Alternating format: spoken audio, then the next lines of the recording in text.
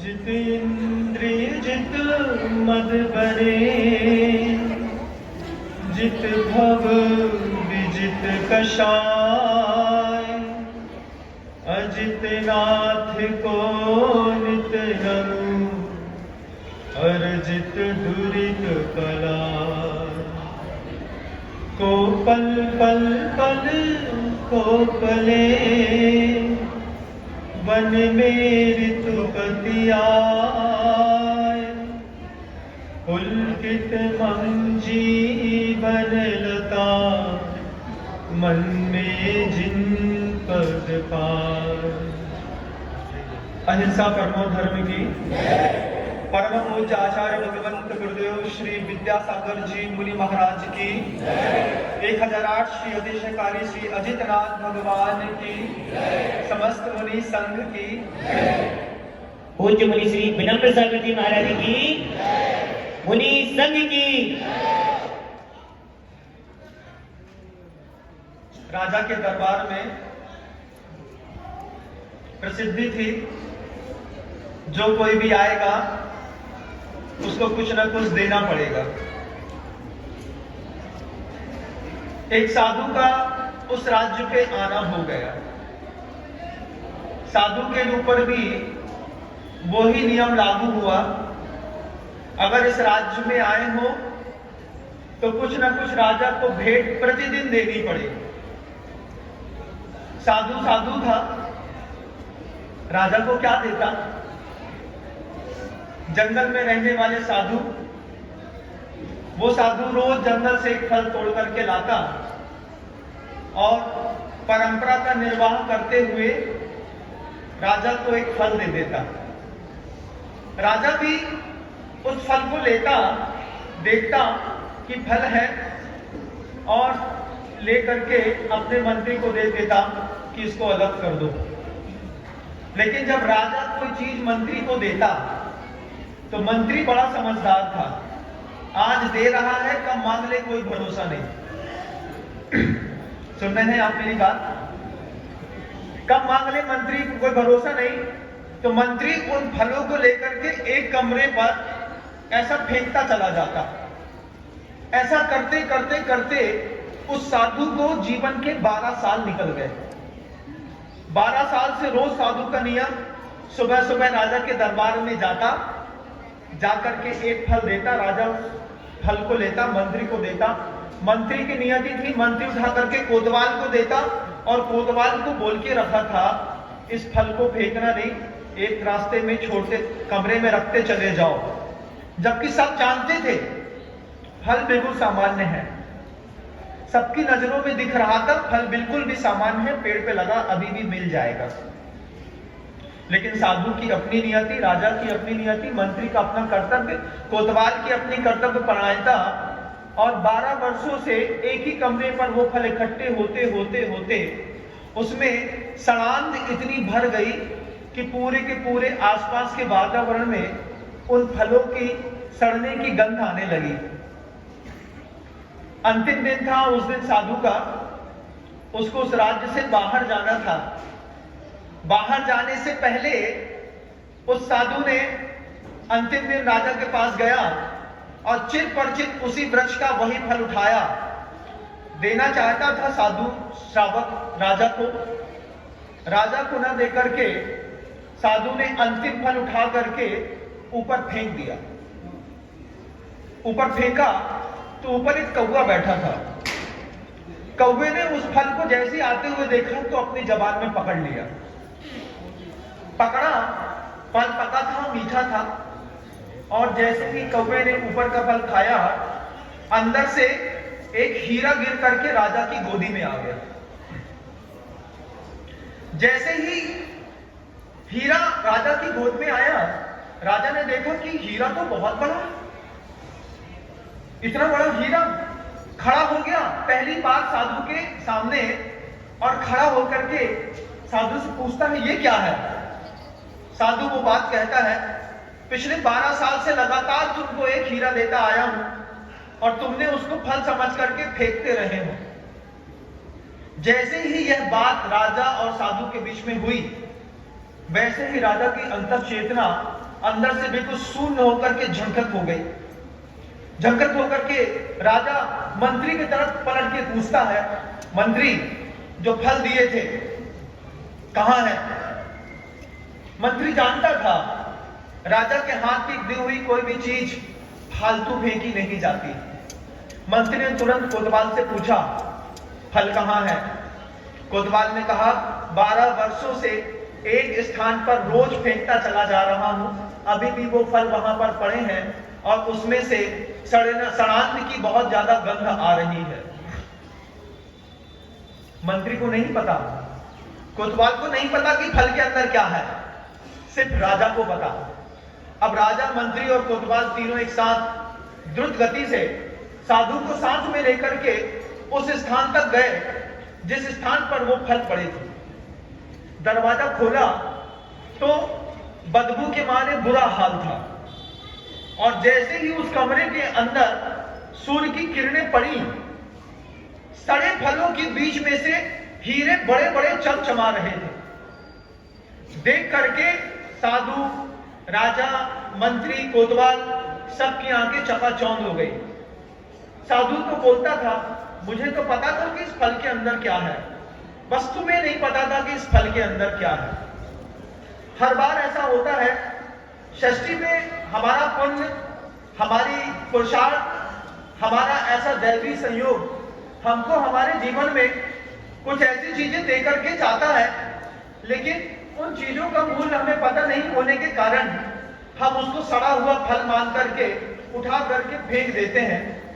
कहां फेंकते हैं यह भी हमें ज्ञात नहीं रहता। लेकिन बड़े बड़े साधुओं के द्वारा दी गई कोई भी चीज फेंकी नहीं जाती बंधुओं, न वो अधूरी होती है न आधी होती है। ये बात अलग है कि आपको उस चीज की कीमत नहीं पता, ये बिल्कुल अलग बात है। हमारे अंदर अज्ञान भाव है, हम उस बारे में नहीं जानते। बन्ना जी का इतिहास भी कुछ इस तरीके के सड़े हुए फल के अंदर जैसे हीरा जैसा है कि यहाँ के भगवान आज से 1100 वर्ष 1180 साल पूर्व स्थापित किए गए। कसौटी के पाषाण की प्रतिमा थी। प्रतिमा अपने आप में अद्वितीय शिल्प को लेकर के थी। जिस समय इस भारतवर्ष पे मुगल नहीं आए थे, ब्रिटिश का शासन नहीं था, जिस समय साधुओं के आवागमन पर कोई बंदिश नहीं थी, उस समय यह प्रतिमा यहां पर स्थापित हुई। यह प्रतिमा जब स्थापित की, उस समय मुनियों को पता था आगे आने वाली परिस्थितियां बहुत विकट होंगी और उन विकट परिस्थितियों के लिए बड़े बड़े गुरुओं ने ऐसे कितने सारे फल हमारे लिए लगा लगा करके स्थान स्थान पर चले गए और उन फलों की हम कीमत धीरे धीरे भूलते चले गए। आधुनिक विज्ञान कितना भी प्रवीण क्यों ना हो, लेकिन पुरातन विज्ञान से आधुनिक विज्ञान की तुलना आज भी नहीं की जा सकती। आप विश्वास मानिएगा, आप देख लीजिएगा कभी आधुनिक विज्ञान के पास हाइड्रोजन बम बना हुआ है। हाइड्रोजन बम के साथ साथ आधुनिक विज्ञान परमाणु बम बना सकता है, कोरोना वायरस बना सकता है। लेकिन आज से 25,000 साल पहले, 15,000 साल पहले, 5,000 साल पहले आज आपके पास बड़ी बड़ी मशीनरी है, इंजीनियरिंग है, बायोकेमिकल के स्टूडेंट्स हैं, बायोकेमिक के फार्मूलाज हैं, लेकिन उस समय की विज्ञान की आप तुलना आज से नहीं कर सकते। मिस्र का पिरामिड देखिएगा और 5,000 साल पहले की सभ्यता पे सोचिएगा कि आज से 5,000 साल पहले उनके पास ऐसे कौन सी मशीनरीज थी कि इतनी बड़ी बड़ी चट्टानों को 2500 फीट ऊपर तक ले जा करके उन्होंने पिरामिड बना करके स्थापित कर दिया। ऐसी कौन सी विधा थी, किस स्थिति से, किस कारणों से, किन संसाधनों से वो उस समय आर्कियोलॉजी डिपार्टमेंट वाले देखते हैं तो चकरा जाते हैं। पूरा पिरामिड ठोस पत्थरों से बना है, बीच बीच में अंदर जाने का स्थान है। उन स्थानों में आप लोहे का टुकड़ा रख दीजिए, 25 दिन बाद, 50 दिन बाद, 2 महीने बाद आएंगे, कॉस्मिक एनर्जी और वॉल्यूम ऐसा सेट किया है कि 50 दिन के अंदर लोहे के टुकड़े में अपने आप धार पैदा हो जाती है। और उसमें से आप किसी भी चीज को काट सकते हैं। आप कोई भी भोतरी पत्ती रख दीजिए, तलवार रख लीजिए, वो तलवार ऑटोमेटिकली वहां पर जाकर के शॉर्प हो जाती है। ये विज्ञान 5000 साल पूर्व का, और हमारी इस जिन प्रतिमा का विज्ञान आज से करोड़ों वर्षों लाखों वर्ष पूर्व का। आदिनाथ स्वामी का शासनकाल 50 लाख करोड़ वर्ष तक चला बंधु। आप उसकी तुलना तक नहीं कर सकते, विचारों में भी आप नहीं सोच सकते कि कितना बड़ा होता होगा 50 लाख करोड़ सागर वर्ष। उसके पहले से ये प्रतिमा विज्ञान निराबाद चला आ रहा है। आदिनाथ स्वामी ने सबसे पहले भरत चक्रवर्ती से कहा था, जो तुम्हें दुष्सपनाएं हैं और संस्कृति में धर्म का प्रवाह स्थापित करना है तो जिनबिंब स्थापित करो। पूरी दुनिया में जिनबिंब या मूर्ति कला के माध्यम से स्थापना करके आराध्य को स्थापित करने का प्रकल्प अगर प्रस्तुत किया तो एकमात्र जैन धर्म ने। हिंदू संप्रदाय में मूर्ति पूजा की कोई व्यवस्था नहीं है। वहां पर याज्ञिक कर्म होते हैं, यज्ञ की बड़ी बड़ी वेदियां होती हैं, यज्ञ की आहुति के मंत्र होते हैं, और वहां पर वो मंत्र के माध्यम से ईश्वर को प्राप्त करने की विधा जानते हैं। लेकिन हमारे जैन दर्शन में हमारे ऋषि मुनि तीर्थंकर गंधर्व परमेष्ठी इतने ज्यादा कुशल थे, वो जानते थे कि जब पंचम काल आएगा और परिस्थितियां विपरीत होंगी, उस समय ये जिन प्रतिमाएं अपने आप में आश्चर्यकारी घटकों को प्रस्तुत करके धर्म और संस्कृति की रक्षा करेगी। लेकिन हमने जितना अपना विज्ञान को बढ़ाया, उतना हमने मंदिरों को, जिनालयों को, जिन प्रतिमाओं को सड़े हुए फल के जैसे उठाया तो जरूर, लेकिन कीमत नहीं समझी और फेंक दिया। परिणाम यह निकला, आज मंदिर में लड़का जाता है, खड़े खड़े मंदिर में चावल चढ़ाता है, झुक करके नमोस्तु भी नहीं करता, और बस ऐसा बुदबुदाता है कुछ कुछ कुछ कुछ कुछ कुछ और चुपचाप वहीं से वापस चला आता है। जबकि नमोस्तु करने का विज्ञान, पूजन करने का विज्ञान, विधि प्रतिष्ठा करने का विज्ञान अपना इतना अद्भुत है। आप तो मेरी बात सुनाई दे रही है ना, आपका सबकी चेतना मेरे तरफ है, शब्दों पे है। मैं ऐसा मानता हूं कि आप सोचिए कि उस विज्ञान से हमारा पूरा धर्म, हमारी नई जनरेशन इतनी अछूती रही कि आज हमारी नई जनरेशन मंदिर जाना पसंद नहीं करती। वो कहती है मंदिर से कुछ मिलता नहीं। लेकिन जब आपको पता चले कि कुछ जिनबिंबों में इतनी अद्भुत और अलौकिक शक्तियां हैं, जो शक्तियां आंख से दिखाई नहीं देती, जस्ट लाइक ए वाईफाई। आप वाईफाई का डिब्बा घर के अंदर लगा दीजिए, उसका वाइब्रेशन कैसा बन रहा है आपको दिखाई नहीं देता। लेकिन आपका मोबाइल से कनेक्शन बनता है और आपके मोबाइल में हाई स्पीड आ जाती है। 100 Mbps का जब डाटा आपके मोबाइल में चलता है तो मन आपका खुश हो जाता है। ठीक ऐसे ही हमारी लाइफ में आज जो कर्म है, ज्ञानावर्णी, दर्शनावर्णी, वेदनी, मोहनी, अंतराय, बोध, आयु, नाम और कर्म की स्थितियां हैं। इसमें से गुरुदेव कहते हैं अंतराय कर्म की स्थिति को तोड़ना बहुत दुष्कर होता है बंधुओं। हर चीज में अंतराय है। पढ़ना चाहते हैं, समझ में नहीं आता। जीना चाहते हैं, शरीर साथ नहीं देता। कुछ करना चाहते हैं, घर के अंदर धन नहीं आता। कुछ बोलना चाहते हैं, जबान खुलती नहीं है। कुछ अच्छा सोचना चाहते हैं, मस्तिष्क में क्लॉटिंग हो गई है। कितने सारे अंतराय हैं इस सृष्टि पर। उन सारे अंतराय कर्म को जिसको तोड़ना बड़ा दुष्कर और दुस्साध्य है, उस अंतराय कर्म को तोड़ने के लिए गुरुओं ने यहां पर जिनबिंब की स्थापना करके उसमें मंत्र की शक्ति से उनको प्रतिष्ठित कर दिया। जिनेंद्र भगवान दुनिया में किसी का भला बुरा नहीं करते। जिनेंद्र भगवान के अंदर तो अपनी नाक के ऊपर की मक्खी हटाने की सामर्थ्य नहीं है, वो हमारा क्या भला और बुरा करेंगे। महाराज ऐसी बात, बिल्कुल सही बात कह रहा हूं आपसे। जिनेंद्र भगवान सिद्धालय में जो सिद्ध प्रभु जाकर के बैठे हैं, जब शरीर उन्हीं का नहीं है तो हम शरीर वालों का क्या भला करेंगे।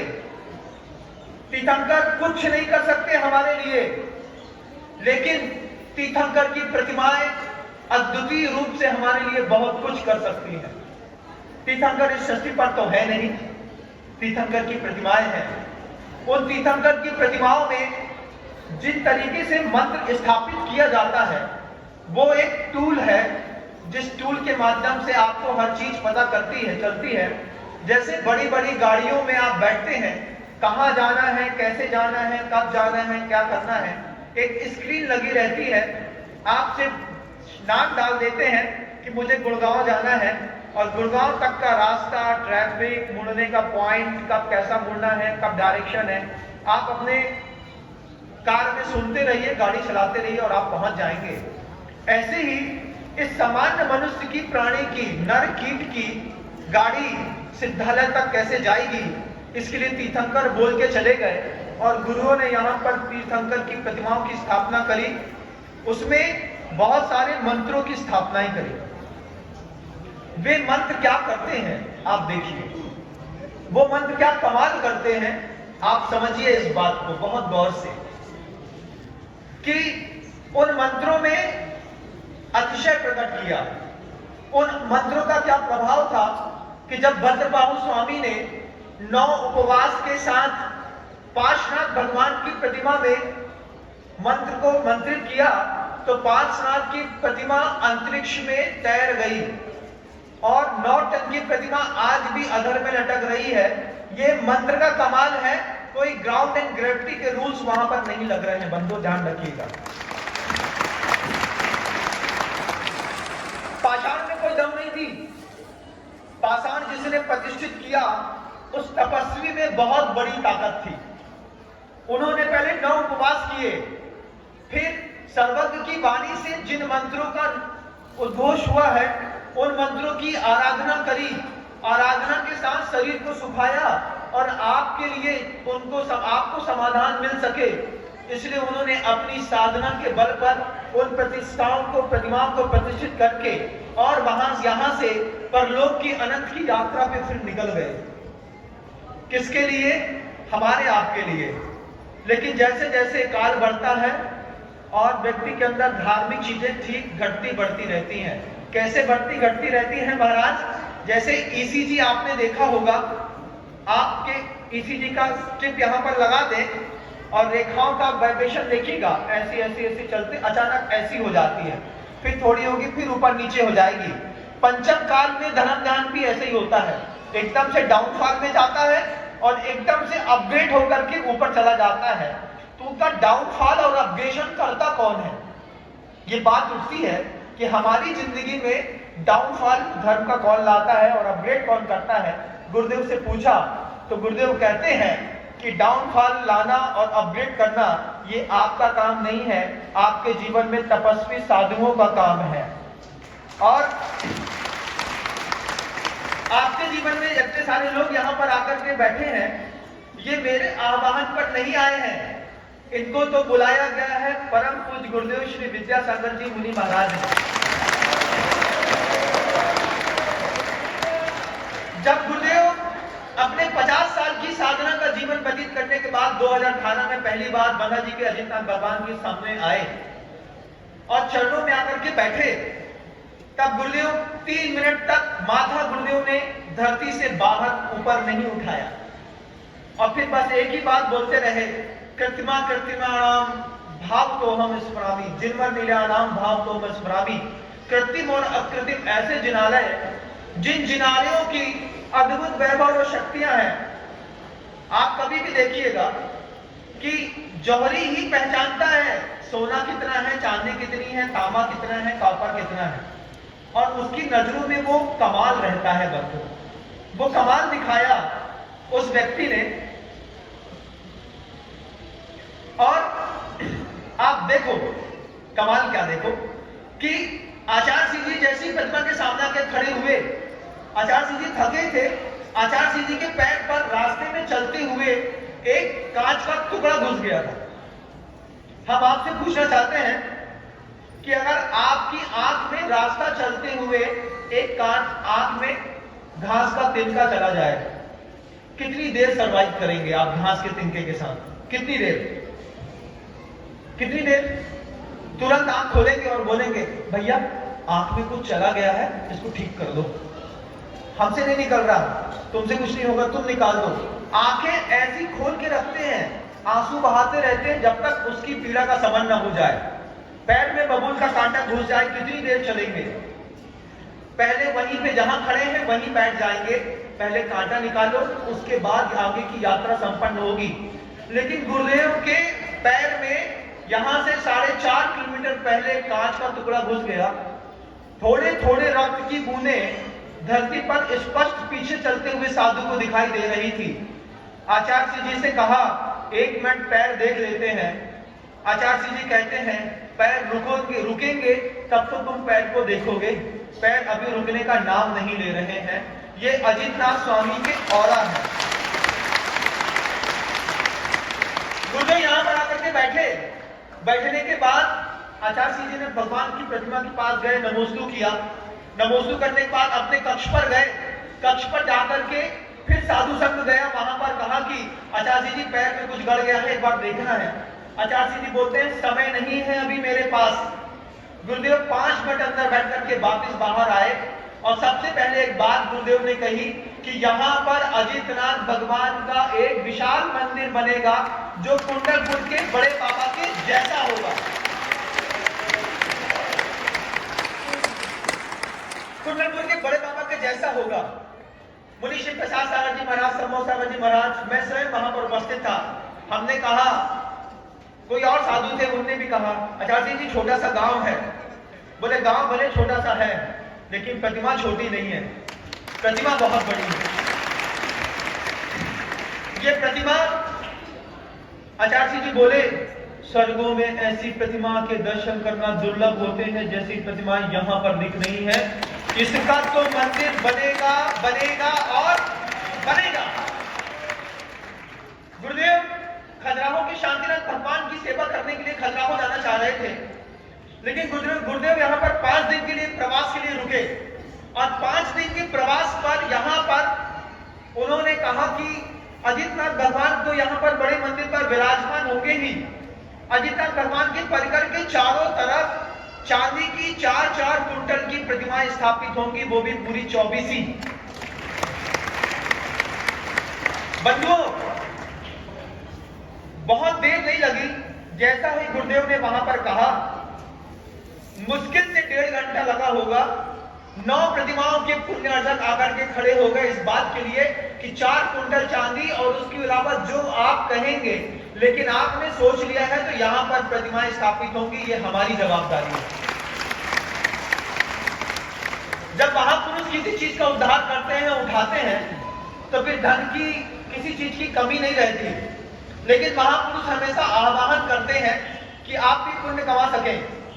गुरुदेव ने तीसरे दिन उस बात को कही, मुझे याद है, तीसरे दिन गुरुदेव ने कहा कि यहाँ पर एक सहस्त्रकूट जिनालय बनेगा और सहस्त्रकूट जिनालय में जिन लोगों के जीवन में असाध्य कर्म स्थापित हो गए हैं, कुछ ऐसे रोग हैं, कुछ ऐसी परिस्थितियां हैं जो कभी कटती नहीं है, उनके लोगों के लिए 108 ऐसे लोग होंगे जो इस सहस्त्रकूट जिनालय पर अजितनाथ भगवान के दरबार में अजितनाथ भगवान की प्रतिमा को स्थापित करने का सौभाग्य प्राप्त करेंगे। मात्र 2.5 लाख रुपए की राशि पर उस प्रतिमा के गुरुदेव ने तो उस समय 108 प्रतिमा अजितनाथ भगवान की बोली नहीं, मन के अंदर बात रख के रख दी। लेकिन अभी जब मैं खजुराहो से इधर के लिए बढ़ा, तब गुरुदेव का संकेत आया कि 108 प्रतिमाएं अजितनाथ भगवान की ऊपर के खंडों पे रखी जाएंगी। सबसे पहले उनके लिए देख लेना। जिस दिन मैंने बोला उसके 5 दिन के अंदर 70 प्रतिमाएं यहाँ पर कमिटमेंट के साथ स्थापित होने के लिए लोगों ने लाभ ले लिया। मात्र 35 से ज्यादा कुछ प्रतिमाएं बची होंगी। जिसका जैसा पुण्य जगेगा, अपने अपने पुण्य को जगाइएगा बंधुओं। अपना अपना पुण्य है, आपका खुद का सौभाग्य है। अगर आपको लगता है कि आपके पिता को बहुत दुस्साध्य बीमारी ने घेर के रखा है, आपको लगता है कि हमारा पुत्र आना तो चाहता है संसार में, लेकिन परिस्थितियां बार बार गर्भ से उसको बाहर कर देती हैं, तो पुत्र के आने से पहले यहां पर एक परमात्मा की प्रतिमा की स्थापना करिए। देखिए कौन सी परिस्थितियां ऐसी हैं जो आपके पुत्र को संसार में आने से रोक रही है।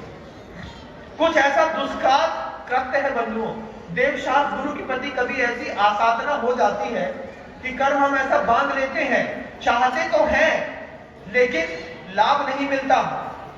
पुण्य नहीं मिलता बंधु, बड़ा अद्भुत है पुण्य। परलोक में सब सुविधाएं मिल जाएंगी, लेकिन इस तरीके का पुण्य जो इस लोक पे है, कर्म भूमि के भगवान भोग भूमि में कभी दिखाई नहीं देंगे। भोग भूमि में यहाँ की किए हुए कर्म का पुण्य जरूर दिखाई देगा। ये कर्म भूमि है बंधुओं, यहाँ पर तीर्थंकर की प्रतिमाएं ऐसे स्थापित की जाती हैं। मैं आपको बताना चाहता हूं, मैं खजुराहो से चला, खजुराहो से मैं छतरपुर आया, छतरपुर से नौगांव में एक बृहद पंचकरण किया। 40 घर की समाज है बंधुओं। कोई पहचानता नहीं था कि बुंदेलखंड में नौगांव छोटा सा गांव है, लेकिन गुरुदेव का ऐसा आशीर्वाद वहां फलीभूत हुआ। 40 घर की समाज ने 8 करोड़ रुपए की ऊपर से राशि मंदिर निर्माण के लिए निकाल करके अलग कर दी। आप लोग वहीं पे रुक जाएंगे, वहीं बैठ जाएंगे। हाँ, उसके बाद जब वहां से आगे बढ़ा तो छोटे छोटे गांव में पलेरा था, पलेरा के बाद कुछ एक गांव पड़ा, सेमरा पड़ा। जब सेमरा खुर्द पड़ा, उस सेमरा खुर्द गांव में बहुत सारी प्रतिमाएं बर्नी जी और चिरौंजा बाई के द्वारा स्थापित उनकी कर्म भूमि मानी जाती है। आपने क्षुल्लक गणेश प्रसाद जी वर्णी का नाम सुना होगा। उनकी एक धर्म माता थी चिरौंजा बाई। जिस समय एक आने में 5 पसेरी घी मिलता था, उस समय चिरौंजा बाई जी वर्णी जी को प्रतिदिन खर्च करने के लिए 2 रुपए दिया करती थी। कितना खर्चा होगा वर्णी जी का आप सोचिए। मैंने सोचता रहा कि चिरौंजा बाई के पास वर्णी जी को पैसा देने के लिए रोज का 2 रुपए उस जमाने में कहां से आता था। पहले मुझे वो बात पता चले कि ये महिला के पास इतना पैसा आता कैसे था। मैंने पूछा सेमरा खुर्द के गांव के लोगों से, चिरौंजा बाई रहती कहां थी। उन्होंने बताया मंदिर से लगा हुआ एक कुआं है और कुएं से लगा हुआ एक घर है। उनके जिस अटारी पे वो रहती थी, उस अटारी पर नेचुरल फ्लावर से और सोने से पिच्चीकारी करी हुई पेंटिंग्स बनी हुई है। आज से 100 साल 125 साल पहले उसमें पेंटिंग करी हुई होगी। आज भी कलर ऐसा लगता है कि जैसे गुलाब का फूल अब भी खिल करके उस दीवार पर चिपका दिया गया है। नेचुरल फ्लावर्स का अपना वैल्यू है, नेचुरल कलर से भी। आपके जो आर्टिफिशियल केमिकल्स के कलर्स होते हैं, ये कलर्स तो 100 साल में फेड हो जाते हैं, लेकिन नेचुरल फ्लावर्स में नहीं होता। मेरे दिमाग में वो बात घूम रही थी कि चिरौंजा बाई के पास रोज बंडी जी को देने के लिए 2 रुपए कहां से आते थे। पूरा मंदिर घूमा, चिरौंजा बाई के द्वारा स्थापित पांचनाथ भगवान की प्रतिमा के दर्शन किए, लेकिन जिज्ञासा समाधान नहीं हुआ। एक और भगवान की वेदी थी। हम और मुनि श्री विश्वास सागर जी महाराज एक साथ भगवान के दर्शन करने के लिए चढ़े। महाराज जी ने नमोस्तु किया, देखा कि बगल में गुंडियां रखी हैं, बहुत गगरियां हैं, बहुत सारी धूल है। अंतर से ऐसी प्रेरणा हुई कि वेदी के ऊपर चढ़ जाओ। मैं थका हारा आया, भगवान को नमोस्तु करके जाना चाहता था, लेकिन प्रेरणा ऐसी दिव्य प्रेरणा मिली कि वेदी के ऊपर चढ़ो। मैं वेदी के ऊपर चढ़ा, चढ़ करके देखा तो 33 पार्श्वनाथ भगवान की प्रतिमाएं एक वेदी पर एक साथ बैठी हैं। हमने कहा 33 क्यों रखी है? फिर संकेत मिले कि 33 प्रकार की बड़ी बड़ी आसाधनाएं होती हैं जैन धर्म में। उन 33 आसाधनाओं में किसी का दोष मुक्त हो सके, इसलिए 33 प्रतिमाएं वहां पर रखी गई। और उन प्रतिमाओं के पीछे भगवान पार्श्वनाथ की छोटी सी आधे फुट से कम की एक प्रतिमा रखी थी। उन प्रतिमा के पीछे एक यंत्र जी रखे हुए थे। एनर्जी लेवल होता है अंकों का, 8 के यंत्र वाला, 8 के एनर्जी लेवल अलग होता है, 5 का अलग होता है, 3 का अलग होता है। किसी से शक्ति बढ़ती है, किसी से देशभाव मिलता है, किसी से शांति मिलती है, किसी से वैराग्य मिलता है। जिस यंत्र की मैं तलाश कर रहा था, वो यंत्र उस प्रतिमा जी के पीछे मुझे उल्टा पड़ा हुआ मिला। एक मरी हुई मकड़ी उसमें फंसी थी और थोड़ा सा जाला लगा था। मैंने यंत्र को उठाया, देखा और देखते साथ मुझे लगा कि 8 साल से जिस चीज को मैं खोज रहा था, वो खोज मेरी सेमरा खुर्द छोटे से गांव में आकर के खत्म हो गई। वो यात्रा, वो मेरी बार बार जितने भी पुराने आश्चर्यकारी मंदिरों में जाता, 500 साल पुराना है, 1000 साल पुराना है, 1500 साल पुराना है, जाकर के लोकानुवाद का जो पुस्तक है, उस पुस्तक में जिस यंत्र की कल्पना रखी गई है, चौकोर यंत्र होते हैं, कुछ छोटे होते हैं, कुछ बड़े होते हैं, कुछ षटकोण होते हैं। ये गोल यंत्र था। जितना माप चाहिए था उतना माप मिल गया। यंत्र के ऊपर जो विज्ञान चाहिए था वो ब्राह्मी लिपि का पूरा विज्ञान मिल गया, अंक मिल गए, स्वास्तिक मिल गया। जिस स्वास्तिक की मुझे तलाश थी मैंने उठा करके उस यंत्र को किसी से पुछवा करके 9 बार नमोकार मंत्र पढ़ा। उसी प्रतिमा के पीछे उल्टे यंत्र को सीधा करके उसमें भी सीधा करके सिर्फ ऐसा रख दिया। वेदी से उतर करके अपने कमरे में समाहित करने के लिए चला गया। लौट करके आया तो कुछ लोग 1:15 बजे के आसपास मेरे कमरे के बाहर खड़े थे। मुझसे बोले, महाराज ये जमीन है जैन समाज की 110 साल पुरानी जमीन है, खाली नहीं हो रही है, आप आशीर्वाद दे दो, ये हमारे यहाँ के सरपंच हैं। हमने कहा आप देख लीजिए, क्योंकि मुझे रुकना वहां पर था नहीं, शाम को वहां से मुझे निकलना था। रूल रहते हैं रास्ते में, जैनी भाई किसके, खाए पिए किसके। तो मैंने भी कहा आहार तो हो गया है, अब तो निकलना है बस यहाँ से, क्यों समाज की बातों में पढ़ूं, क्यों समाज को कुछ बोलूं। तो मैंने कहा देख लो अपना। फिर सरपंच खुद हमसे कहता है, गुरुजी एक बार वो जमीन को सिर्फ नजर से देख बस लो। आप विश्वास मानिए बंधुओं, मैं वहां तक गया, उस जमीन को देख कर के आया। राजा महाराजाओं की महल जैसी मोटी मोटी दीवारें थी, छोटे छोटे पतले ईंटों से वो पूरी जगह बनी हुई थी। पूरे गांव के लोग कहते थे ये जमीन हमारी है, कुआं हमारा है, बावड़ी हमारी है, ये दीवार हमारी है, ये कमरा हमारा है, ये जगह हमारी है। कोई बूरा फेंकता था, कोई कुछ करता था, कुछ खोदा था। मैंने आकर के उस यंत्र के सामने खड़े होकर किसी पे कायुसर गुमान किया बंधुओं। 4 घंटे के अंदर 1.5 एकड़ जमीन खाली होकर के मंदिर जी के फेवर पे आ गई।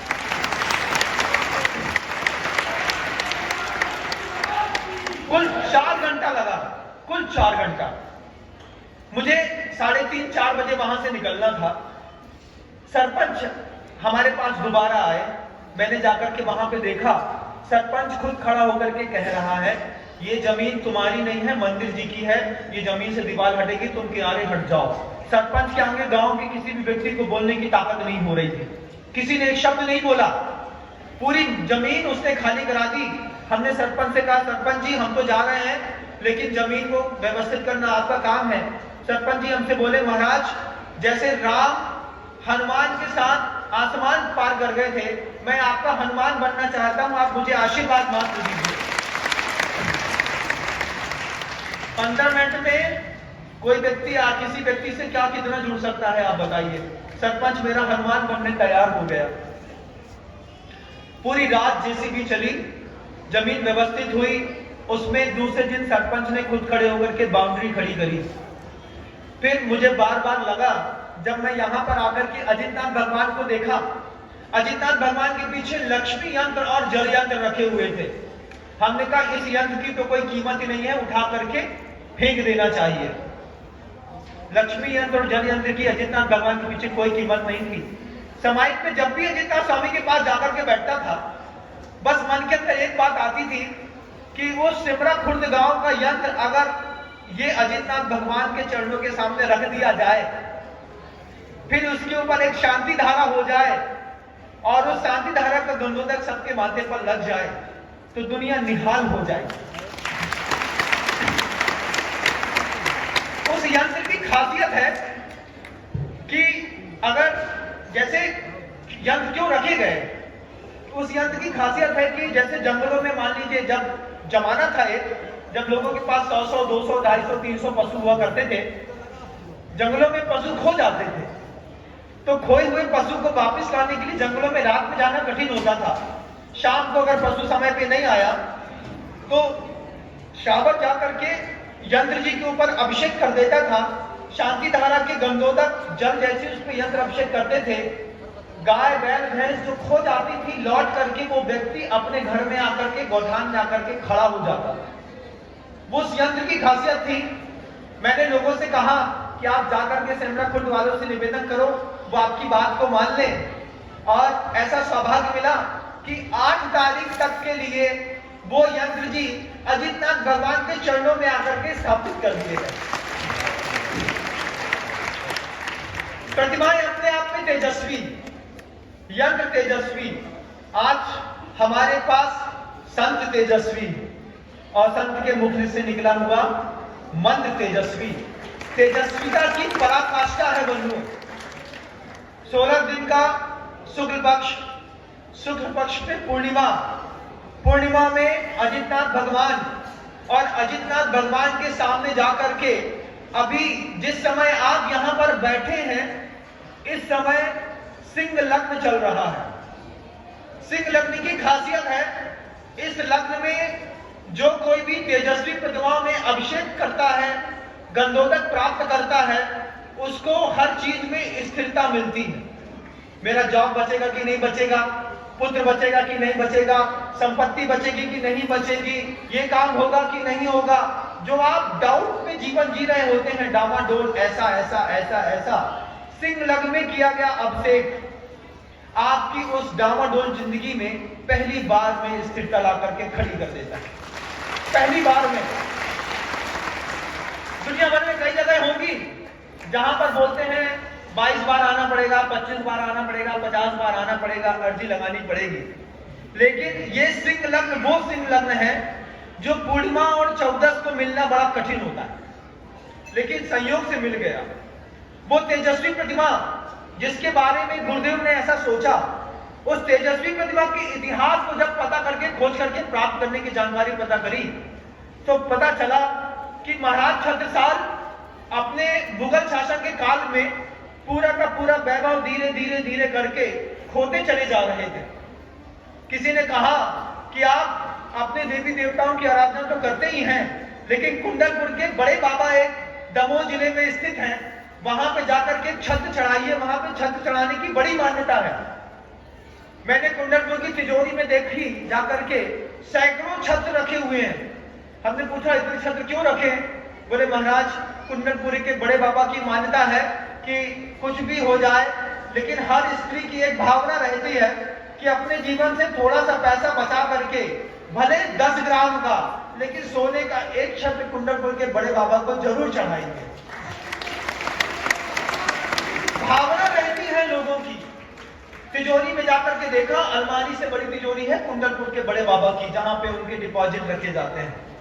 देखा पहली बार तो देख करके सन्न रह गया, इतने सारे छत्र।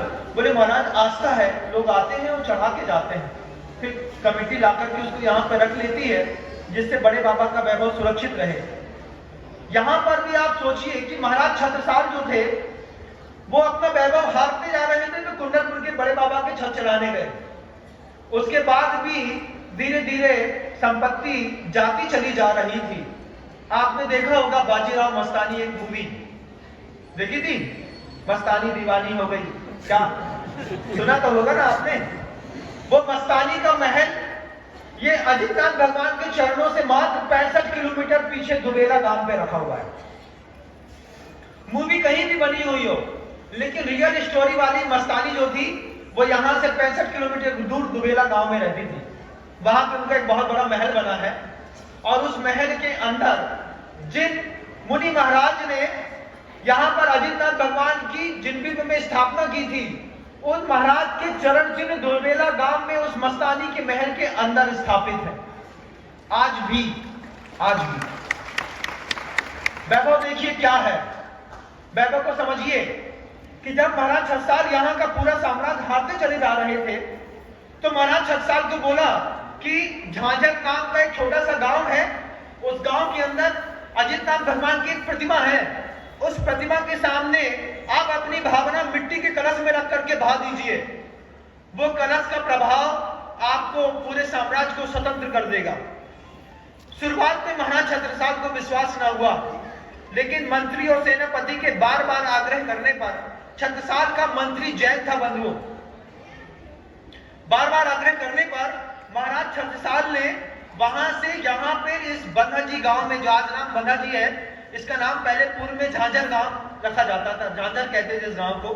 यहाँ पर इस मंदिर जी के अंदर झांझरे बजने की आवाजें आती थी, उस झांझर से नाम यहाँ का झांझर पड़ गया कि भैया कहाँ जा रहे हैं? भैया झांझर जा रहे हैं। अब सबको पता था कि अजितनाथ भगवान का कोई मंदिर है, वहां पे रात के समय में 12 बजे के बाद झांझरों की बजने की आवाज आती है। ये अश्यकारी वो भगवान, इन वो भगवान के सामने जब महाराज छत्रसाल अपनी कामना कलश लेकर के पूर्णिमा के दिन आए, उन्होंने यहां पर कलश स्थापित किया। भावना भाई सामने खड़े होकर के बस एक भावना थी उनकी, वो भावना में बार बार कहते रहे, मैं जिस देश का राजा हूं, भगवान मेरे पूरे देश की जनता को जीवन प्रदान करो, जीवन प्रदान करो, जीवन प्रदान करो। ऐसी करुणामयी भावना थी महाराज छत्रसाल की कि भवने के अंदर रहने वाले असंख्यात देवी देवता उनके पक्ष में काम करने को तैयार हो गए। महाराज छत्रसाल ने वहां पर कलश की स्थापना कैसे की, ये बात मैं नहीं जानता, लेकिन महाराज छत्रसाल ने वहां पे कलश की स्थापना की। लेकिन आगम ग्रंथों को जब टटोला, प्रशिता ग्रंथों को देखा, तो हमारे पास तो पूर्व के ऋषि मुनियों के द्वारा कलश को स्थापित करने का पूरा विधिवत मंत्र मिला, पूरा उसका रोकोपचार मिला, शांति कर्म की व्यवस्था मिली। और उस शांति कर्म के माध्यम से जब ये बात पता चली और देखा, आप इतिहास को झुठला नहीं सकते बंधुओं। छोटी मोटी कहानी होती तो कोई दिमाग में खड़ा करके उसको जनरेट कर देता, लेकिन इतनी बड़ी कहानी जनरेट करना किसी भी मनुष्य के वक्त की बात नहीं है। इतिहास को पढ़ करके बताने में बड़ा आनंद आता है। महाराज छत्रसाल ने यहां पर कलश स्थापना करी। कलश स्थापना करने के बाद वो अपने शासन में चले गए वापिस। 1 महीने बाद महाराज छत्रसाल लौट करके आए। वे यहां पर नहीं आए, इतिहास कहता है सेनापति को भेजा। सेनापति यहां पर आए, कलश उठा करके महाराज छत्रसाल ने वो कलश उठा करके अपने सिंहासन के ऊपर स्थापित कर दिया और सिंहासन के ऊपर कलश स्थापित कर दिया। और महाराज छत्रसाल निरंतर युद्ध में लड़ते रहे। पन्नों में दास्तान गवाह है इस बात की कि जिस दिन से कलश महाराज छत्रसाल के राजमहल के अंदर सिंहासन में बैठा, उसके बाद से महाराज छत्रसाल की तलवार एक भी दिन के लिए नहीं रुकी। और उसके बाद धीरे धीरे करके महाराज छत्रसाल ने पूरा का पूरा मुगल शासन से बुंदेलखंड आजाद करा लिया। बुंदेलखंड आजाद हुआ। आजाद होने के बाद महाराज छत्रसाल का वैभव यहां से लेकर के दिल्ली के तख्त तक पहुंच गया। पहले माना जाता था जिसने दिल्ली जीत ली उसने सब जीत लिया। आज हम कहते हैं जिस दिल्ली वालों ने गुरु का दिल जीत लिया उसने सब जीत लिया। दिल्ली दिल वालों की है बंधुओं। वहां पर बड़े दिलेर लोग रहते हैं। जरा जरा सी बात में, क्योंकि गुरुदेव के साथ मैं पिछले 20 साल तक लगातार रहा, मैंने देखा कि दुनिया भर के कद्दावर लोग आते हैं, पैर में चप्पल तक नहीं है, हाथ में कुछ खास दिख नहीं रहा है, चेहरा भी सामान्य है, लेकिन गुरुदेव के पास ऐसे कद्दावर रसूलदार लोग दिल्ली, बंबई, मद्रास, पता नहीं कहां कहां से आते, चुपचाप बैठते। गुरुदेव आप जैसा बोले वैसा। गुरुदेव बार बार बोलते कुंडलपुर के बड़े बाबा को ऐसा करना है, ये करना है, आप जैसा बोले वैसा। और उन लोगों को क्या कमाल निकला बंधुओं कि दिल्ली और बंबई में रहने वाले लोगों ने बड़े बाबा का जब पूरा मंदिर बना तो मंदिर के ऊपर आप कभी जाकर के कलश देखिएगा, वो कलश ठोस सोने का 26 किलो सोने का कलश स्थापित कर दिया। 26 किलो सोना क्या कहलाता है आप सोचिए एक बार। हमने गुरुदेव से कहा कि शिखर जी के ऊपर 26 किलो सोने का कलश लगा दिया है, कोई निकाल के ले गया तो क्या होगा, कितने करोड़ों रुपए का होता है। गुरुदेव कहते हैं पहले बड़े बाबा के शिखर पर कोई चढ़ के तो दिखाए, निकालने की तो बात की बात है, पहले कोई चढ़ के तो दिखाए। तो पीछे से एक महाराज बैठे थे, हंसते हुए कौतुक बसात पूछते हैं कि अगर मान लीजिए किसी ने चढ़ के कलश निकाल लिया तो आचार्य जी बोलते हैं जिसने कलश चढ़ाया है वो दोबारा वहां पर जाकर के नया कलश चढ़ा देगा, ये मेरा आशीर्वाद है। क्या भरोसा है गुरुदेव का आप लोगों के ऊपर, आप देखिए इस बात को। महाराज छत्रसाल यहां पर आए बंधुओं, और महाराज छत्रसाल यहां पर आने के बाद कलश स्थापित करके दिल्ली के राज तक पहुंच गए। वहां तक महाराज छत्रसाल के दिमाग में ये गूंज हमेशा पहुंचती रही, बैठती रही कि चाहे कुछ हो जाए, जिस दिन से अजित नाम भगवान की सेवा करी है उस दिन से पलट के नहीं देखा। दिल्ली के तख्त तक पहुंचने पर महाराज सनाब ने सुना कि महाराष्ट्र में मराठों की जान कहलाने वाले शिवाजी महाराज मुगलों से वहां पर लड़ रहे हैं। आज हम सोचते हैं कि हम जैन हैं, वो सामने वाला मराठा है, ये वैष्णव है, ये हिंदू है, सिख है, ईसाई है, लेकिन जब देश की बात आती है तो सारे लोगों ने मिल करके इस देश को आजाद कराया है। क्या जैन, क्या क्षत्रिय, क्या वैश्य, क्या शूद्र, क्या सिंह, क्या लोग सबने देश को बचाने के लिए कुर्बानी एक साथ दी है। वो पंजाबी लोग जिनके ऊपर लोग दुनिया में सर्वाधिक चुटकुले बनाते हैं बंधुओं, उन पंजाबियों ने अपनी जान की बाजी खेल करके एक एक पंजाबी ने अपनी छाती पे 100-100 गोलियां खाई है, तब जाकर के भारत की वसुंधरा आजाद हुई है। इतिहास हमने देखा नहीं, इतिहास हमने पढ़ा नहीं। हमको स्वतंत्रता हाथ में चांदी के चम्मच में रखी हुई मिल गई, इसलिए स्वतंत्रता की कीमत पता नहीं। लेकिन स्वतंत्रता की कीमत सरदार भगत सिंह से पता करिएगा। 21 साल का लड़का अपने हाथ से फांसी का फंदा चूम करके गले में फंसा करके बोलता है, माता पिता माँ के इस भारतवर्ष की वसुंधरा के लिए एक भगत सिंह आज फांसी पर लटकेगा। लेकिन आज के बाद इतने भगत सिंह इस संसार में पैदा होंगे कि कभी कोई भारत को गुलाम नहीं बना पाएगा। क्या ताकत है हमारे यहाँ के लोगों की। महाराज छत्रसाल ने इन्हीं अजितनाथ भगवान के चरणों का सहारा लेकर के दिल्ली का तख्त प्राप्त किया, और जब देखा कि शिवाजी महाराज मराठा साम्राज्य को आजाद कराने के लिए मुगलों से वहां पे लड़ रहे हैं, तो महाराज शिवाजी के पास महाराज छत्रसाल जाना चाहते थे, पूना में मिलना चाहते थे महाराज छत्रसाल महाराज शिवाजी से। पूना में महाराज शिवाजी का किला है, जो लोग पूना में रहते हैं वो जानते हो, नहीं जानते तो पता करिएगा। आप सोचिए, महाराज छत्रसाल वहां जा रहे थे, शिवाजी महाराज की सेना का चाक चौबंद इतनी व्यवस्था थी, महाराज छत्रसाल को शिवाजी से मिलने नहीं दिया गया। महाराज छत्रसाल वापस लौटे, यहां पर आए, महाराज शिवाजी के लिए महाराज छत्रसाल ने पुनः अजितनाथ भगवान के दरबार पे एक कलश की स्थापना करी पूर्णिमासी के दिन, और अगली पूर्णिमा को आकर के कलश उठाया और सोने की कलम से, सोने के अक्षरों से एक पत्र लिख करके, वह पत्र और वो कलश महाराज शिवाजी के लिए महाराज ने सेनापति के माध्यम से भेजा। जब सेनापति जाता है मतलब महाराज जाता है। शतरंज के खेल में देखिएगा, राजा काम कम करता है, वजीर ज्यादा खेलता है बंधु, खेलता है कि नहीं। वजीर कुछ भी कर सकता है। महाराज छत्रसाल ने अपना वजीर भेजा महाराज शिवाजी के पास। जब शिवाजी ने उस पत्र को पढ़ा, पत्र को पढ़ने के बाद कलश को हाथ में उठाया और महाराज शिवाजी ने अपने विजय तलक के ऊपर अपने कलश को ऐसे माथे में लगा के कहा कि मेरा सौभाग्य है कि छत्रसाल ने अजितनाथ भगवान का प्रसाद मेरे सिंहासन तक भेजा है। और महाराज शिवाजी ने उस कलश को अपने घर में स्थापित किया, और महाराज शिवाजी के हाथ में भवानी नाम की एक तलवार चला करती थी। भवानी तलवार में दुनिया का सबसे बेशकीमती हीरा और नीलम जड़ा हुआ था। महाराज शिवाजी ने पहली बार में बायां हाथ आगे किया और भवानी तलवार उठा करके सेनापति को दे दी और कह दिया कि कह देना महाराज छत्रसाल से कि उस कलश के बदले में मैं अपनी भवानी नाम की तलवार आपके लिए भेज रहा हूं। वो भवानी तलवार महाराज शिवाजी से होती हुई महाराज छत्रसाल के हाथ में आई, और महाराज छत्रसाल ने फिर जितने भी युद्ध लड़े उस भवानी तलवार से लड़े।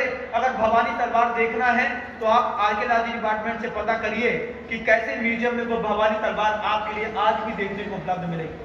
आप यहाँ तक आए हैं तो कभी धोबेला गांव घूमने जाइएगा। वे तपस्वी मुनि महाराज जिनने यहाँ पर उन जिनपीठ की स्थापना की थी, उनके चरण चिन्हों का भी बड़ा प्रभाव था। लोग उनके चरण चिन्हों को भी अभिषेक करके और उसको गंदोजा पूरे माथे पे शरीर पे लगा देते थे। वे चरण चिन्ह काल दोष के कारण यहां से उठ करके, लेकिन उस मस्तानी के महल में यहां से 65 किलोमीटर दुबेला गांव है, वहां पर जाकर के आज भी दर्शनीय है बंधु, आज भी दिखते हैं वो चरण चिन्ह सामने सामने स्पष्ट, और उसमें प्रशस्ति भी लिखी हुई है। अब 400 साल हो गया महाराज छत्रसाल की इस बात को आई गई करते हुए, लेकिन इतिहास को टटोल करके जब देखा, गुरुओं का आशीर्वाद प्राप्त किया, अजितनाथ भगवान के कमरे में भौरे में जाकर के भगवान से प्रार्थना करी कि भगवान जो प्रभाव और जो कृपा आपने छत्रसाल के ऊपर की थी, क्या आज हमारी दुनिया जो उस प्रभाव से वंचित है उसको लाभ न मिलेगा? क्या हमारी यहाँ के श्रावक वंचित रहेंगे? और आप सोचिए कि अजितनाथ भगवान ने ऐसी मनोहारी दृष्टि डाली जैसे प्रतिमा मुस्कुरा के कह रही है कि तुम्हें जो करना है कर लो, लेकिन जल्दी करो। हमने कहा भगवान जल्दी तो नहीं होगा, क्योंकि आप तो प्रभावशाली और तेजस्वी हैं और मैं बिल्कुल छोटा सा सामान्य सा मुनि हूं। कौन सुनेगा मेरी बात? पहली बात में मैंने गुरुदेव के नाम की एक माला उठाई, माला फेर करके बार बार गुरुदेव को स्मरण किया। गुरुदेव से पूछा कि भगवान कुछ ऐसा आपका कुछ कर कमाल कि ऐसा हो जाए। अब गुरुदेव ने वहां से ऐसा अद्भुत आशीर्वाद दिया। पहली बार जब मैंने YouTube पर अपना पहला प्रवचन अपलोड किया और पहले प्रवचन का ऐसा जबरदस्त प्रभाव पड़ा कि 1200 कलश पहले प्रवचन के साथ यहां पर बुक हो गए। पहले प्रवचन के साथ 1200 कलश का कमिटमेंट ऑनलाइन आ गया। बहुत सारे लोग अभी भी मुझे ऑनलाइन सुन रहे हैं, देख रहे हैं। अगर वो ऑनलाइन कलश बुक करना चाहते हैं तो मैं उनसे कहना चाहता हूं कि आप ऑनलाइन स्वीकृति तो दे सकते हैं, लेकिन आपको कलश की स्थापना करने के लिए इस पूर्णिमा में ना सही तो अगली पूर्णिमा में आपको पुनः इस स्थान पर आना पड़ेगा। आज के बाद जब भी साल में 12 पूर्णिमा आती हैं, हर पूर्णिमा के दिन अजितनाथ भगवान के दरबार पर यह कलश स्थापित होंगे और अगली पूर्णिमा के दिन वो कलश आप यहां से उठा करके अपने घर में आपने जो इच्छा रखी है उस इच्छा के स्थान पर आप रख सकते हैं। मान लीजिए किसी कोई व्यक्ति आपका इष्ट बीमार है और बीमार के नाम से आप यहाँ पर कलश रख रहे हैं, तो आप वह रोगी व्यक्ति जिस कमरे में रहता है आप उस कमरे में उसकी दृष्टि पे ये कलश दिखाई देता रहे, उसके सामने ये कलश स्थापित कर दीजिए। कोई विद्यार्थी पढ़ना चाहता है, IIT क्रॉस करना चाहता है, CA CFA करना चाहता है। CA वालों की सबसे बड़ी प्रॉब्लम है 10-10 साल निकल जाते हैं, लास्ट पेपर क्लियर नहीं होता। CPT तो बहुत जल्दी हो जाता है, बोर्ड ग्रुप का एग्जाम देते हैं, 2 पेपर एक साथ क्लियर हो जाते हैं, आर्टिकलशिप बहुत अच्छे से हो जाती है। दिक्कत कहां आती है महाराज, आशीर्वाद दीजिए, अंतिम पेपर है 1.5 नंबर से रुक जाता है। ये 1.5 नंबर से रुकने, 2 नंबर से 5 नंबर से रुकने वाले लोग यहाँ पर एक कलश स्थापित करें पूर्णिमा के दिन। इस पूर्णिमा को ना सही तो अगली पूर्णिमा को, लेकिन अगली पूर्णिमा को हम कहाँ होंगे कौन जानता है। गुरुदेव हैं, कब बोल बैठे कि तुमने बहुत डमरू बजा दिया है, वहां से निकलो और वहां से यहां से निकाल दें। और क्या पता कि आप लोगों की भक्ति और शक्ति और श्रद्धा और अजितनाथ भगवान की कृपा से गुरुदेव बोल रहे हैं कि चातुर्मास भी यहीं पर करना है।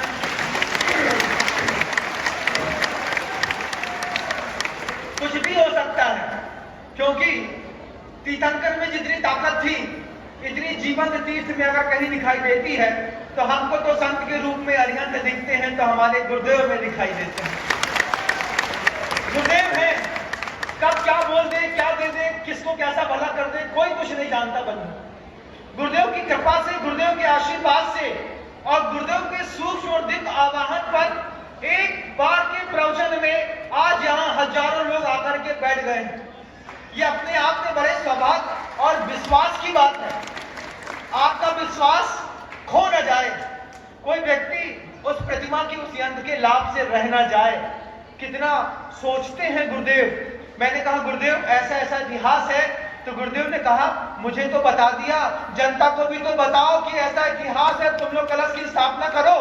तब जाकर के गुरुदेव ने वहां से ब्रह्मचारी अशोक भैया को, नितिन भैया को, दीपक भैया को बोला कि जाओ विनम सागर वहां पे कलश की स्थापना कर रहे हैं, उसका सहयोग करो।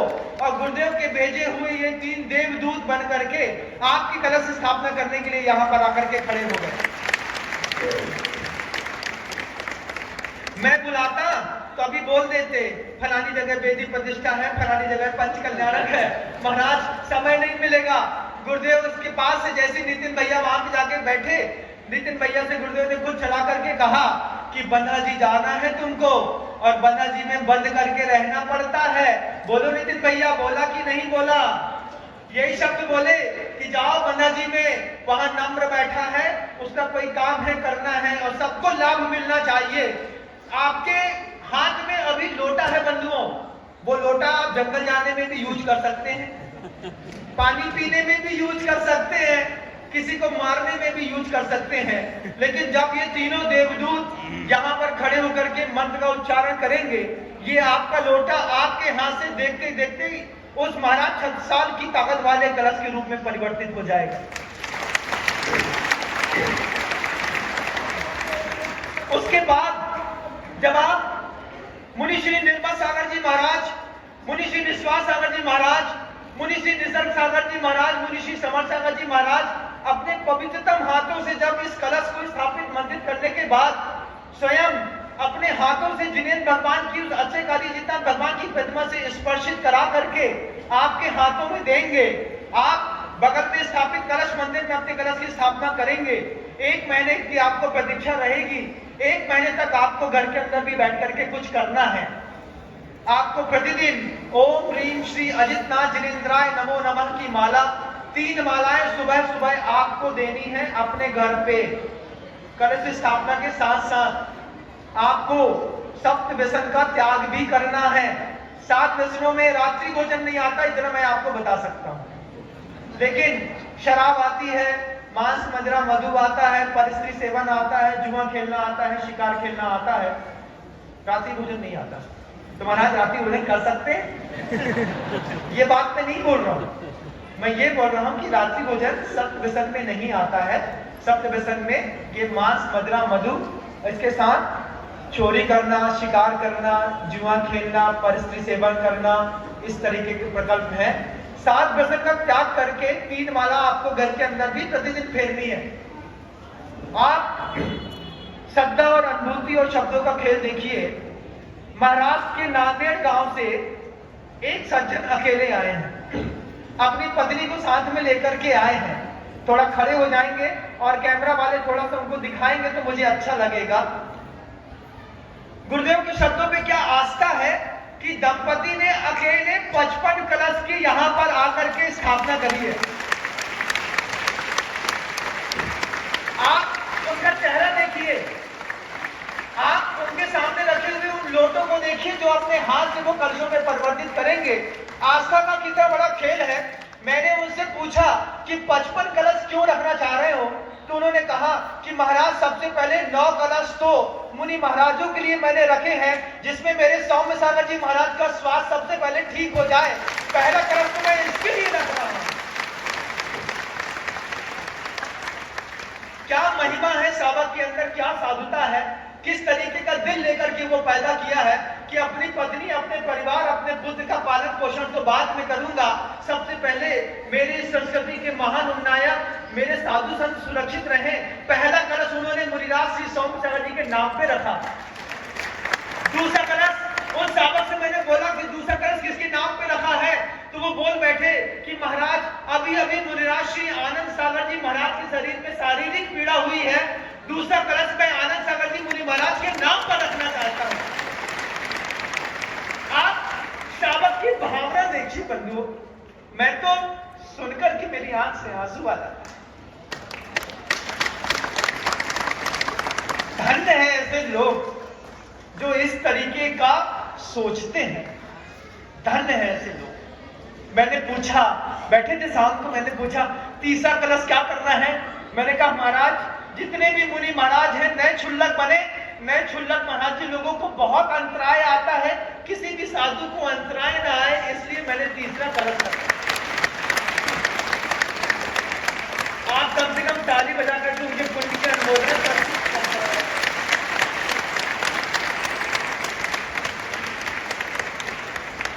क्या दिल है सावक का, एक साथ एक वेदी पर आस्था के साथ 55 कलश और हर 9 शुरुआत के 9 कलश एक सावक का 9 कलश सिर्फ इस बात के लिए कि कहीं मेरे क्षुल्लक जी लोगों को अंतराय ना आए। मैंने पूछा और किस चीज का, बोले महाराज समाधि बड़ी दुर्लभ हो गई।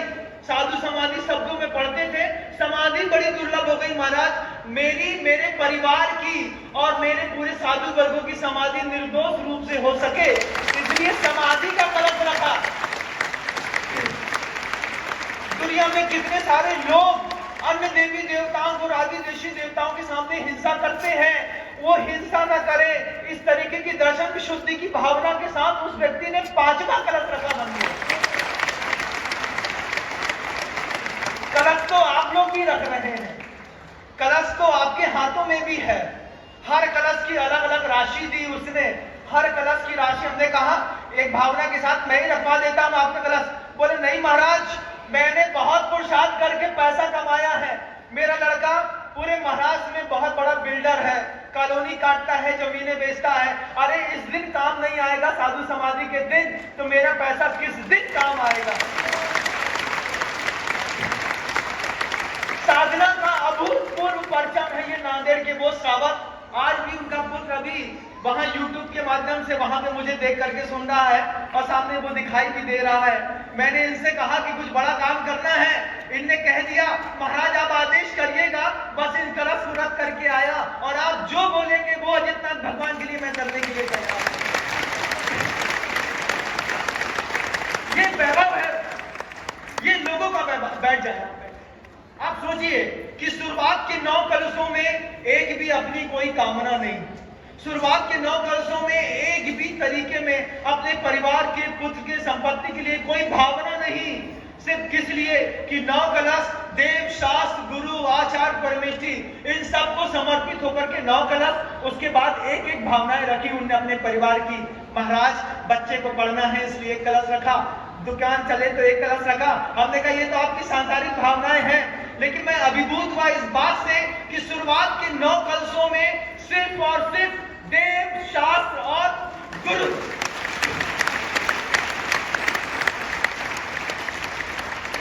आपने भी एक एक कलश रखा है ना? रखा है कि नहीं? बोला हाँ महाराज रखा तो है। हाथ उठा के थोड़ा दिखाइए भैया, कितने लोगों ने कलश नहीं रखा है? थोड़ा हाथ उठा के बता दो। जितने लोगों ने कलश नहीं रखा है, मैं उतने लोगों से कहना चाहता हूं कि आप सब मिलकर के देव शास्त्र गुरु का एक कलश यहां पर जरूर स्थापित करिए कि हमारी संस्कृति, हमारा धर्म, हमारे जिनायतन, हमारे गुरु और सबके सब। मैंने जब कहा कि आचार्य जी के नाम पे उनका स्वास्थ्य भी ठीक और एक कलश रखना चाहिए, तो कल 14 भी थी और पूर्णिमा भी थी। कल 3 महानुभावों ने यहाँ पर सौभाग्य प्राप्त किया। मैंने कहा मुख्य कार्यक्रम तो मेरा कल का है, तो बोले महाराज आप तो आशीर्वाद दीजिए, कल हम फिर तैयार खड़ी मिलेंगे आचार्य जी के नाम पे पहला कलश लेने के लिए।